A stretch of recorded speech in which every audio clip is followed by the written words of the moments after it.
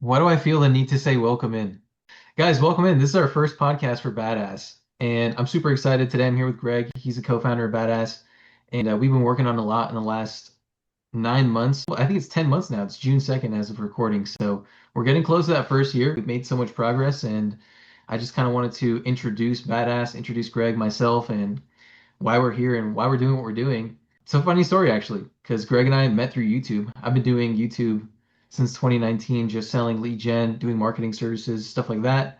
And only recently, like in the last, well, yeah, like 10 months, maybe 12 months, I was getting into automations, learning about VAPI, retail AI agents, and naturally I just started making videos about it. And yeah, one day I just got a call from someone named Greg, got on the call. It was him and another person named Jasmine who's still on our team today. And yeah, they had a problem with a chatter, right? Or how did you guys even start with the chatter? Well, I think it dates back to 1980. Let's see, 1987 when I graduated from Florida State with a minor in computer science, learning all those programs like COBOL, Pascal, all those languages that virtually gone, about a year or two after I graduated. But I don't know. I've always been fascinated with tech. I always tried to run my businesses with good software. Just always been a passion. I just feel like, wow, we live in the golden age right now with all this technology if you know how to tap into it. But yeah, I've had a car dealership for about 15 years. Man, what a struggle with just staffing, salespeople. And it's obvious texting is the way, not the way of the future, but it's been a way to do business. It's a way to reach customers, especially in the car business. A lot of people want to text, they want to keep that wall up. And I thought, hey, we can do this with AI. Thought it would be easy, underestimated it by a long shot. What it was, I think we started March of 2024 and tried to do some things on our own. We probably sought out about three different people. And then one day, Beltran pops up in my YouTube feed. Like, hey, look at this guy. He's into AI, he's into voice, he's into automations. Let me give him a call. And man, I remember that first call, Dan. It was just like, I don't know, just felt a connection with you. And we just vibed. And it was obvious from the first call that, you knew what you were doing and helped us tremendously to get up over that hump that we've been struggling with for so long. So yeah, that first call was amazing.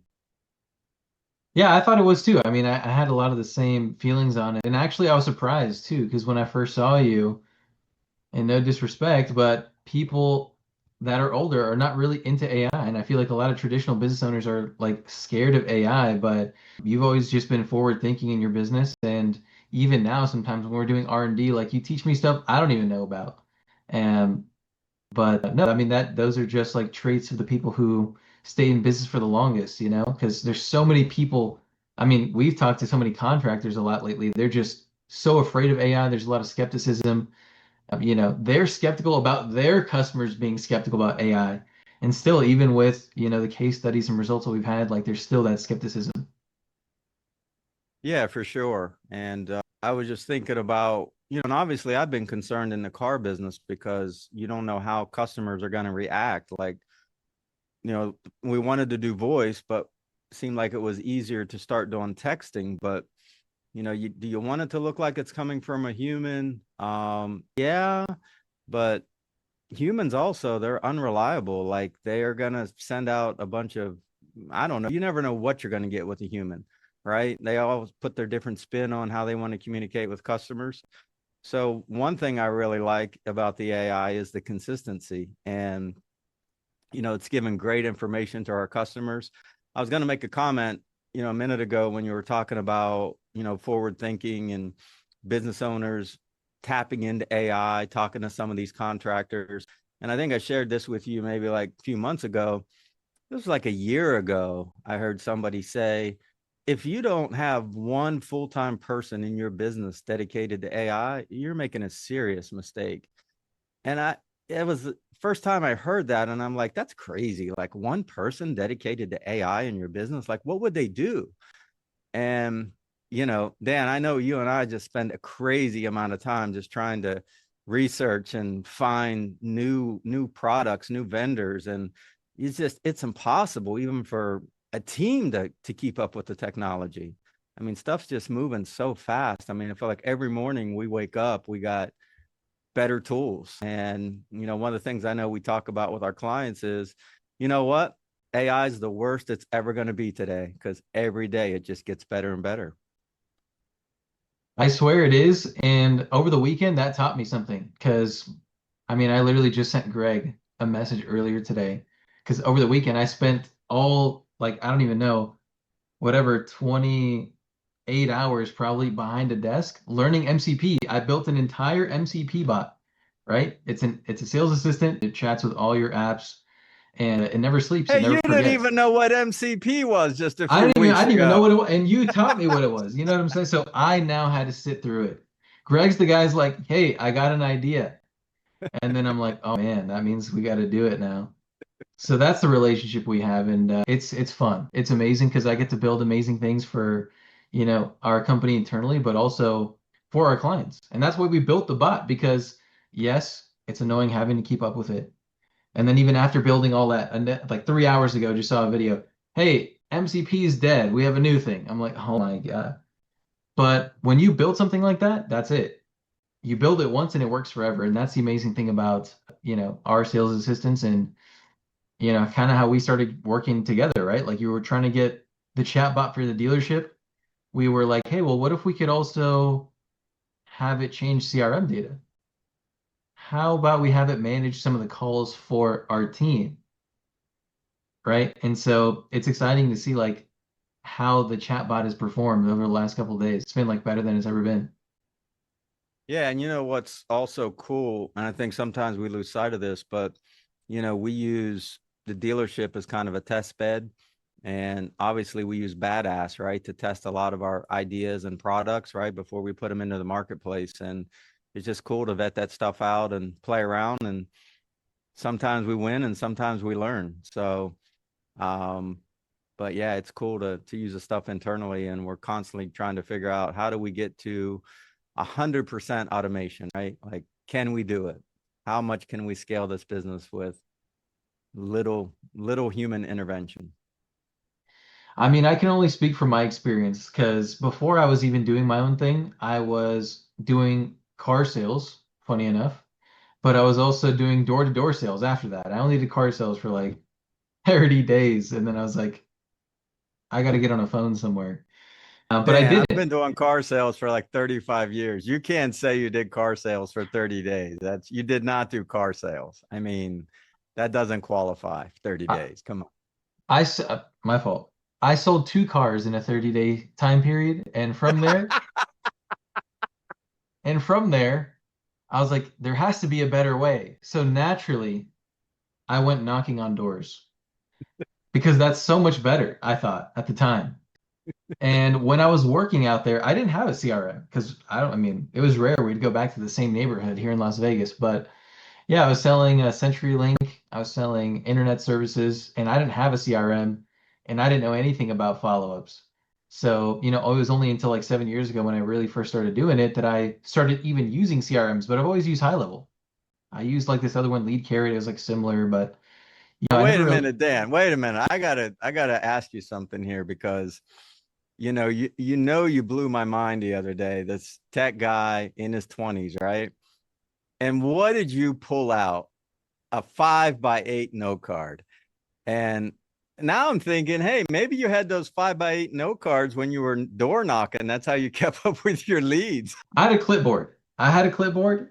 Okay. They were regular standard printable papers, but I didn't have a CRM and I couldn't keep track of anything. And therefore, I was like the lowest bottom of the barrel salesperson they could find that is willing to knock on doors. But hey, I was 17, 18. I needed a job. And then from there, I started getting into, the call centers. But I'm saying I've only ever used Go High Level. Like, I think you've at this point used like, I don't even know how many CRMs. Oh man, if there's anybody older listening, they'll probably remember one of the first CRMs was ACT, ACT. And oh my gosh, when I got ACT, I thought, oh man, we're going to take this business to the next level. And of course, it was desktop based. From Act, we went to Goldmine, and uh, same thing on the desktop. We had started to have a couple of remote users, so we had to try to figure that out. Database was always crashing, getting it corrupted. We'd have to go to a backup. Yeah, so anybody older in the audience might get a chuckle if they used Act and Goldmine. Think about the technology today in CRMs. But, when I look back at that CRM with Act and Goldmine, and then I look at high level, we use Zoho in one of the companies. And then we've probably used 6 CRMs in the dealership, because dealership world is very like closed. It's a closed ecosphere. Like, you don't really use other CRMs in the dealership world for the most part, because there's a lot of stuff built in, like DMS, dealership management software, and most dealerships would like everything together, et cetera, et cetera. So the CRM has to talk to the DMS. But yeah, but when I look, I never really thought about this, but when I look back at like Act and Goldmine, and then the CRMs in today's world, it's like up until maybe like 2 or 3 years ago, there really wasn't a lot of differences. And, the problem now is, how do you bolt on, AI to these kind of antiquated platforms? But yeah, I've used a ton of CRMs, that's for sure. So yeah, go ahead. The challenge I had though was, man, we were just hemorrhaging money. Like, constant struggle to get the salespeople to follow up with the leads. You're dealing with turnover. You're training somebody new. They don't want to call certain leads because, I don't know, maybe they're a little bit old, or person was rude to them the last time, so they skip over it. It's just chaos.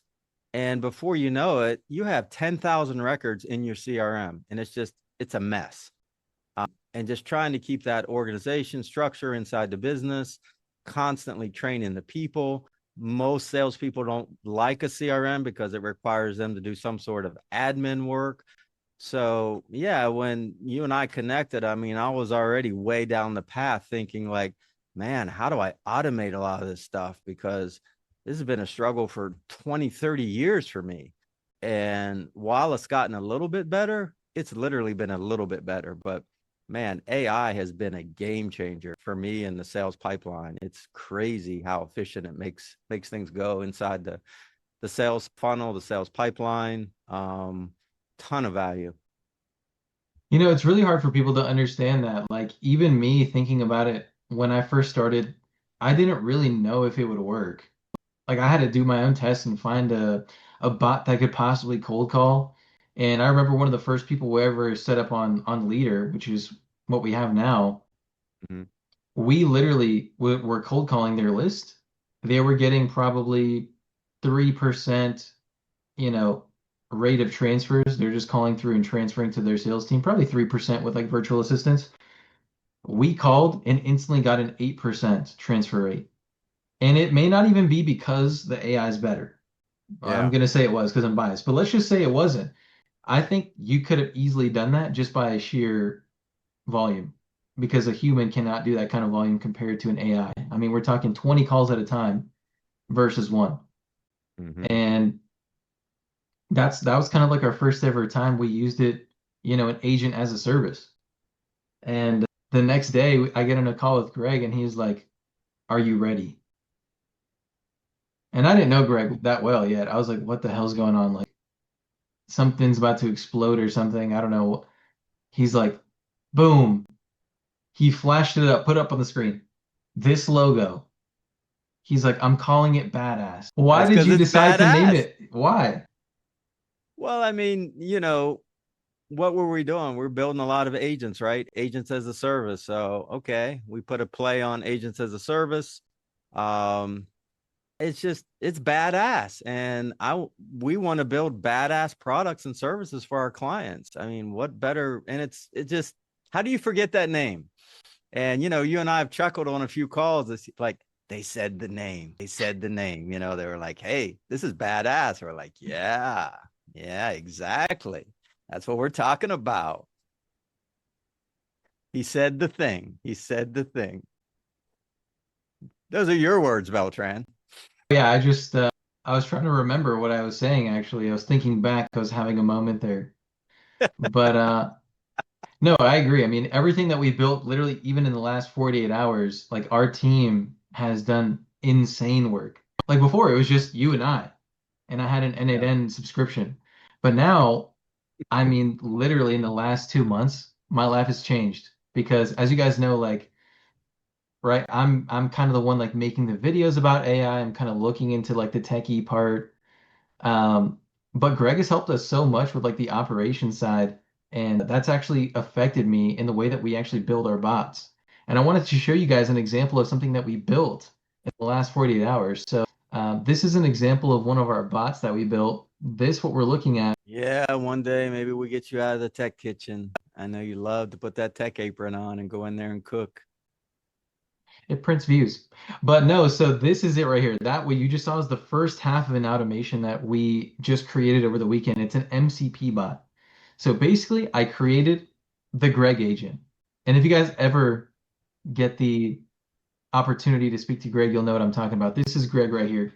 Very polite, very charming guy. You love talking to Greg. And that's what we built. We built a chat that works internally in our company and it talks to other apps. It can talk to Slack, it can talk to High Level, and I can tell Greg anything I want to do, and Greg will be like, let me get that done. And then we move it over to the second half of the bot, Oh, which we have called Glenn. not too much backstory there.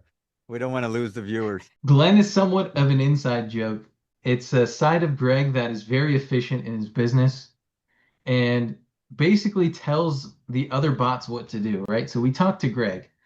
Greg enables Glenn to then tell other bots what to do and assign and delegate the work. So we have this bot right here. It's connected to Go High Level, and I can go into the chat bot in the first bot, right? I can talk to Greg and say, hey, Greg, find this contact, add a note to his contact, and then add a task for me to follow up with him in 3 hours. And it will do that rather than going into High Level, right? Taking all the actions, finding where everything's at, making sure it's organized. That takes so much time, but it's necessary. And everybody that has a serious business knows like organization in your CRM is important, especially to not miss out on opportunities like that when you have someone that's like a hot lead. And think about that too for your sales team. Can you really rely on them to be organized? We all know we can't at times, right? Salespeople, so I created this bot where I can have a salesperson or anybody in the organization talk to it and it will do actions, right? So we have one bot here that's created for Go High Level, but I also envision a Stret bot, a Gmail bot, right? A Notion bot for fulfillment and keeping track of all of our tasks and projects. I can have to-do lists, and our entire company can work off of Greg, the ultimate AI assistant. Yeah, another thing that I forgot to mention, you just brought it to the front of my mind is, people that have been around me in sales knows that I talk about TKD, and I didn't invent it, right? But it's one of those, I call it a brain tattoo. Time kills deals. And that's just another problem with older CRMs and people, they're just slow. And, while you're there fumbling around or maybe not following up with the lead, somebody else is going to get that business. And we see it time and time again internally. Like that's the problem I've had in my businesses when we talk to our prospects. They're running Facebook ads or Google ads, or, they're just not converting. And people are not, you don't pick up your phone, you don't respond.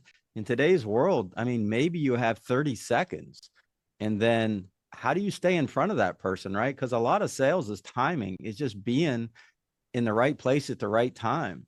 So speed to lead is critical, but then staying in front of that prospect until they're ready to make a decision. Yeah, and it's in and no one wants to admit when they cannot, right, do a task that was organized in the CRM, right? We never want to admit it. Me too.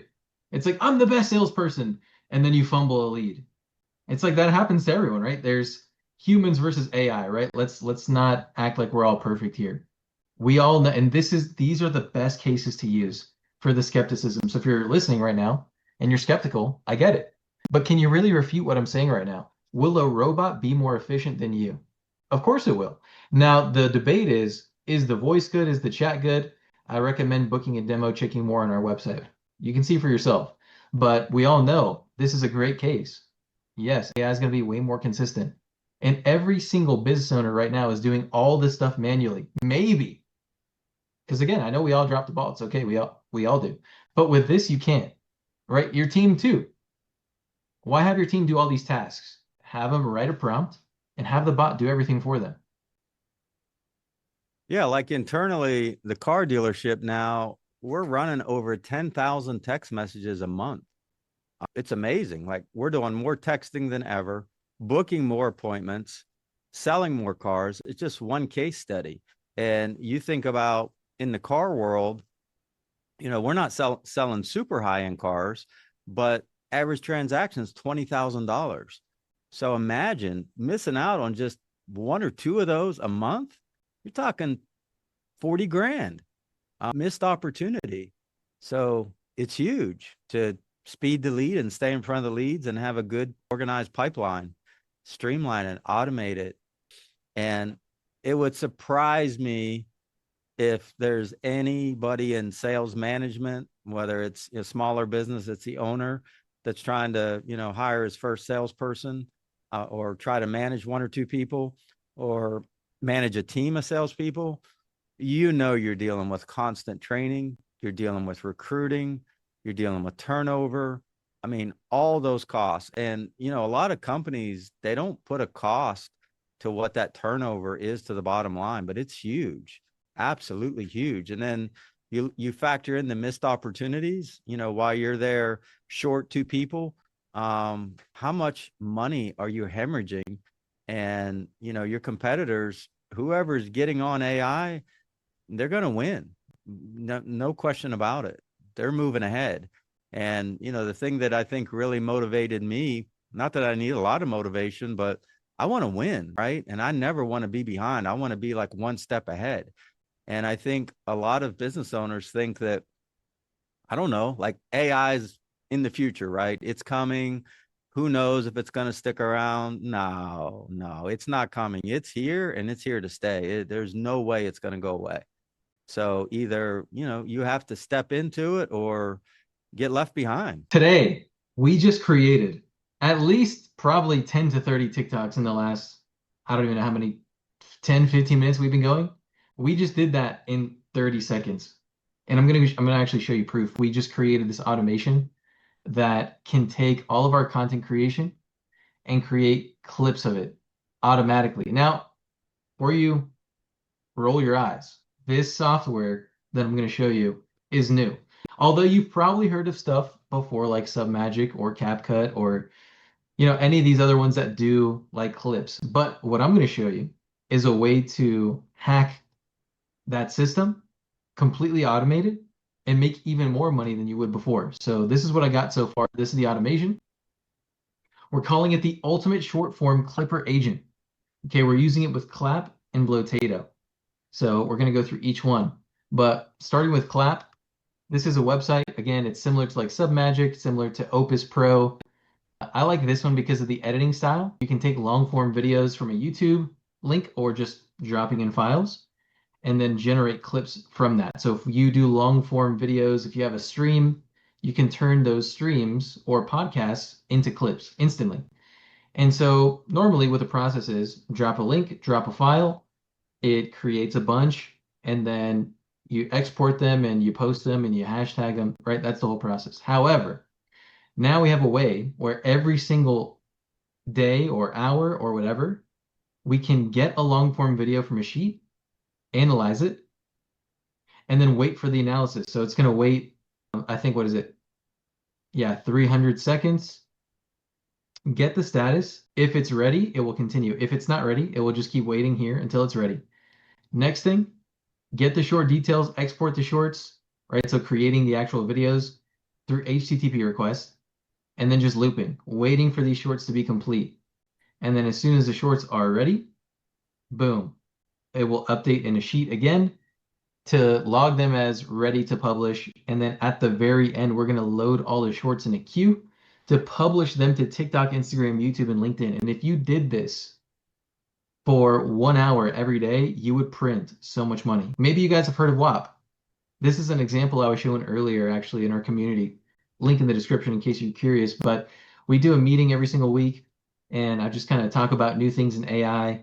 And this is what we talked about today, this content workflow, where you can have clips out there on the internet being made, just as you saw with the workflow, and these people will pay you. So this guy's paying $3 for 1,000, $2 for 1,000. Timothy Sykes is paying $4 per 1,000 views.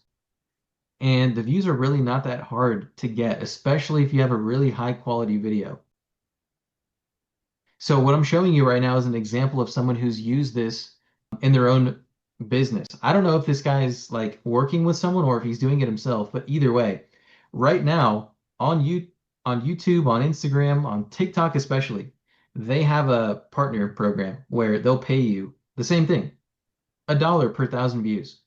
So this is $800, $2,900, $2,200, and all of this is being generated with AI. It's crazy. And what he's doing is framing them or positioning these like art pieces as live wallpapers. So if you see right here, he has a Patreon and a card account. So if we just look at the Patreon, you're going to be mind blown because this guy's doing everything completely automated with AI and posting with AI too. So where is it? Right here. His Patreon has 2,300 members and counting because earlier it was much lower. And they're all paying $2, $5, $10, somewhere in there. And by the way, these tools only cost probably 30 to $50 a month. And he's bringing in thousands of dollars just from this one source because he also sells, all of them on like wall art. Like he'll have you put them on like a credit card design.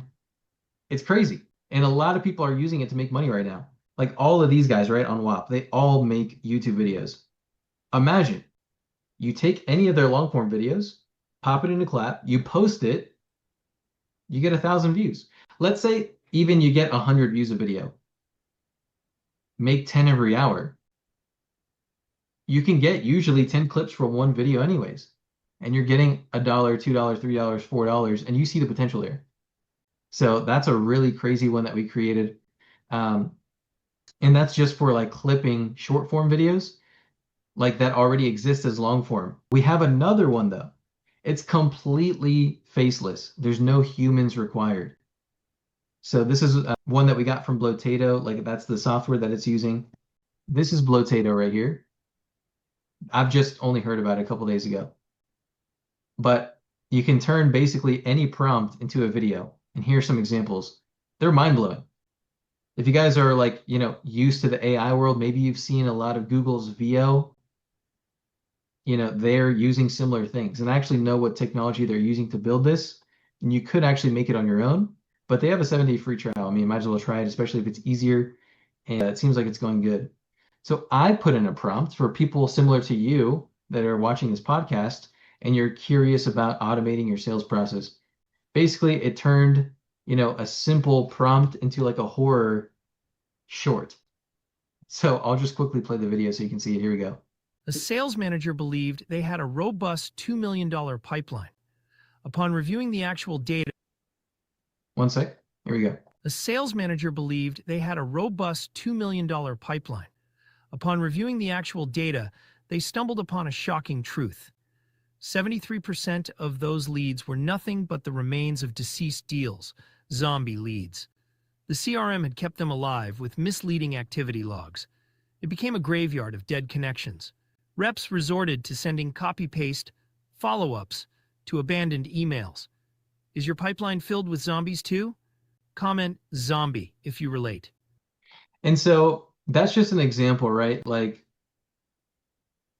who knows if that's going to do well? This is something we're going to test, and I fully believe in it. Um, Obviously, with the right prompt, I think you can get the right attention. You can get people engaging, and people are making money off this completely automated for less than $100 a month, printing thousands of dollars, and they're doing no work. It's amazing. Yeah, Dan, I think that this was, well, we took 2 runs at it. One was the second time we tried to push social media, like in the car business and for the payments processing business. even the repair shop. I knew I needed to do it, but I think I'm like a lot of business owners, right? Like social media is a little bit scary, don't really know how to do it. And do you hire somebody? Can you really outsource it? If you do, you know, who's a good partner? And because I was already so much into technology and AI, you know, it it was amazing to me though, like we're interviewing these social media people. And so we hired the first one and it was okay, like, didn't really get any results though. So after, 2 or 3 months, we said, hey, we're not really seeing any engagement. So we parted company. So I don't know, we waited like 6 months, we tried it again. And I'm like, well, what software are you going to use? And they said a few things. They talked about the results they got for their clients, and we're like, and they were reasonably priced, So I said, okay, let's give it a shot. And once again, kind of mediocre results. And I'm like, are you not using AI at all? And they're like, no. And I'm like, how are you like even doing social media in 2024, or in this case 2025, without AI? Like if you're trying to do social media without AI, it's like it's no, like why would you even do that? So again, I think this is another way for sure we can help clients. I mean, everybody needs to have a presence in social media for their business. 100%. And I think this is going to kill a lot of video editors. Like video editing services has always been a commodity unless you have good branding. And then even those guys, as long as they have a good brand, I mean, that's someone that you can trust, right? They know how to do video. But Yeah. content creation burnout, endless manual work, I think a lot of editors are going to get wiped out. I mean, we're running this with like, a very lean team that would normally take like 5 times the amount of work to do the same thing. Yeah, same thing with the sales staff. I mean, I'm automatically like have been able to replace a couple people just with the AI. So, one of the I think second biggest cost, right, in business is labor costs. So you think what it takes to run a lot of this AI, it's just pennies compared to thousands of dollars in human capital. Yeah, 100%. And with that said, I think a lot of people that are doing AI for that reason are fake. And I think real AI adoption looks like some of like what we're doing, like implementing it for yourself first. And that's like one of the greatest things about working with you, Greg, is like we have the dealership as a playground. Mm. Obviously, we don't want to like fly off the rails and do something unprofessional, but like when we have something solid, we can put it in in an environment where it will have quite a lot of feedback loops. Like you get a lot of leads, right? You have an actual business that we can plug it into. And yeah, I think there's a difference, right, between AI washing and actual AI implementation. Like, where's the line? Because if you start Mm. using AI and you just have a worse customer experience, you're just washing with AI, you're just being lazy. So like you have to have a good medium, right? Like there has to be actual implementation because AI is not going to replace people, it's only going to amplify them. I mean, you bring up a good point, and it's something you and I discuss a lot internally. And it's a big thing for me because, to run these businesses, I have to rely on a lot of vendors. And whether it's vendors or employees, it's like at the end of the day, all I care about is results. Um, it's just a lot of talking, certain vendors, advertisements, which is, one of the things I know we're really focused on with BadAAAS is just results. I mean, for me, the rest is noise. So can you produce results? And there's no question that the stuff that we're doing with the AI, it's bottom line results, it's measurable, it's not ambiguous, it's not smoke and mirrors. And we're serving up reports every day to our clients to show them real results, right? Not like, hey, AI is the cool thing, right? Hey, you need to use AI. Yeah, okay, it's like any other tool. If it tool or person, whatever, if you can't measure the results and if they're not productive, increasing your ROI, right? I think there's three things we talk about focusing on: reducing costs, increasing revenue, and freeing up time.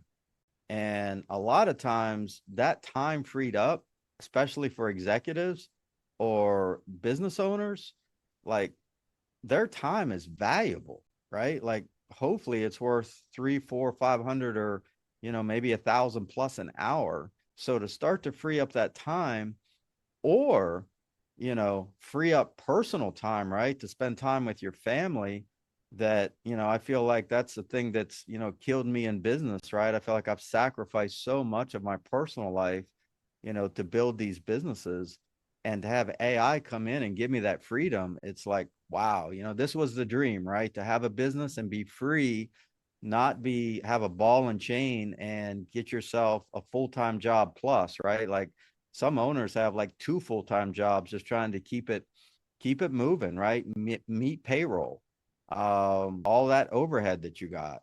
And AI is just a game changer. Greg, what is something you wish you knew about AI 5 years ago? Wow. It's a pretty deep question. I don't know if I was really thinking about AI 5 years ago. Um, I just wish I could have got it into the business sooner, right? I probably wish I would have spent more time understanding it, getting around the right people to help me put it into the business. But I also think it's, sometimes it's timing. Like AI, it's still got its challenges, right? It's not a mature product. But the good news is, right, it's increasing like, I don't know, 100% every day. It's crazy. Like, it's just a progression like we've never seen. I don't think anybody understands where this thing is going to go in the next 2 to 5 years. But, I just wish I would have adopted it earlier into the businesses. Yeah, I mean, I wish I would have known how hard it is to actually do because a lot of people will make a Vappy bot in 5 minutes and they think they got it figured out. That was me too, so I don't even blame you. But you can take it to that 80, 90%. But from there, man, that last 10, 20% is almost impossible to perfect unless you just have the right knowledge and experience. Yeah, and it depends really what you want the AI to do, right? If the AI is doing simple tasks, that's pretty easy to do these days. And like we can build those basic bots, like even voice bots, just to front desk receptionist, customer service, FAQs, really good bots for the website. Those bots are just really easy. The challenge I had in the car business, right? I didn't want that. I want a bot that can sell find, and qualify. And with the voice, I wanted to book appointments. And, I told everybody I want to have the first dealership that has a real humanoid bot inside the dealership, right? Can talk to customers, that can go on test drives. We're already seeing it in restaurants, right? I mean, the bot comes out and serves you your food. So, it's not a normal thing right now, but I think in a couple of years, they're going to be in everybody's house, right? Doing the things that you don't want to do, possibly cooking, cleaning, doing the laundry, all those things that free us up to live life a little bit more, enjoy this life. Oh my gosh, I got to show you something, Greg, what you just said. Look at this video. I want everybody to see this video because this is so relevant to what you just said. You're going to see this was a video posted today by Elon Musk. I don't know if he retweeted it or whatever, but it's their, I think what is it? Is it a Tesla robot? Yeah. Yeah. Okay. So it's a video of a Tesla robot and it's dancing, but it's so fluid. Like I was like, what? Like that's a robot? Hold up. Oh my gosh, look at this clip. Tesla's humanoid robot Optimus is making headlines once again, this time with its unexpectedly smooth dance moves. In a new video shared by Chief Executive Officer Elon Musk, Optimus showcases its human-like flexibility and rhythm, moving with surprising realism. The clip, posted on X, quickly went viral, sparking debate about whether it was authentic or generated using artificial intelligence. Musk initially shared the video without context, but later confirmed it was genuine, saying, "This is real time." What the flip? Even X's AI chatbot Grok weighed in, pointing out that Tesla has previously demonstrated Optimus dancing at the We Robot event like this 2 month. clips. Musk They're only showing one clip, but that is insane. I just hope Trump or Elon didn't program it for dancing because they're not the best dancers, but they try. No, look, I think this is a better one. Dude, that's like ballet, but it's like some of the movements are like fluid. Yeah. Yeah, this as soon as it can do my laundry, do the dishes, it's gonna be me in an apartment at that point. Like what else? I mean, the dancing's not that bad. Honestly, I think robots are gonna be better at mostly everything moving forward. Like Bill Gates was saying, like we're not gonna need teachers or doctors. I mean, that's debatable, I guess. Maybe we'll see. But maybe even role playing, right? Even internally, we can have a robot sales manager walking around the cubes.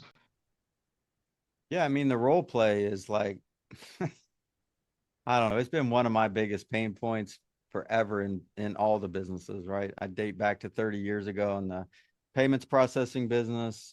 Definitely been a pain point in the car business. I see it like you're really good salespeople.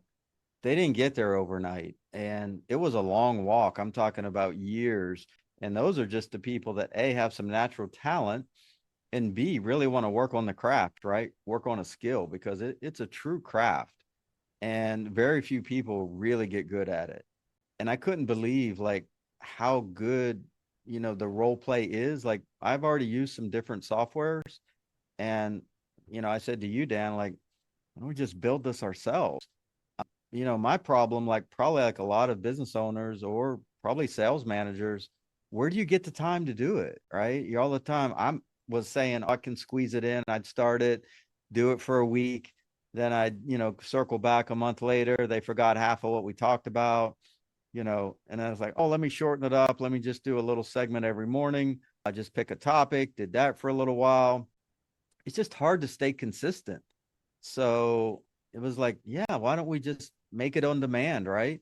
And the bot can be programmed with everything, right? That I have in my head how I want to do sales, and take some pieces even from other people, take the best from the best and have your people role play with the bot. And all of a sudden, once again, freed up my time to do other things. So yeah, I mean, I was excited when we started building this out in Leader. Yeah, I mean, I think we've come full circle, at least on a first version for Leader. Some of our clients are having wins. We're having wins internally, right? I mean, that's the best time to use it when we make some Yeah, and money you and off I it. talked about this when we build it inside Leader.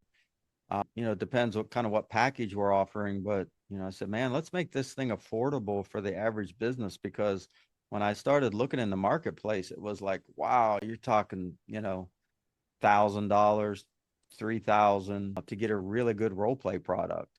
And we're like, wow, we can build it and offer it for, the average business owner and make it affordable, right? And something that's going to actually produce results. Yeah, and I'm excited to see where we go from here. Like this stuff was built in the last 48 hours. So who knows what we're gonna do in the next 48 days. I can only imagine. But yeah, we'll see how it goes. You want to have any final words, final thoughts before we wrap it up? No, just kind of what you just said. I mean, we have so much momentum. We have a super good team, and it's just fun. I feel like I'm on the ride of my life. And, I always wanted to do something in the tech space. I wanted to do something, build software. I actually had CRM on the mind about maybe 6, 7 years ago. And I was like, just too much cost to do that. You got to hire a bunch of developers.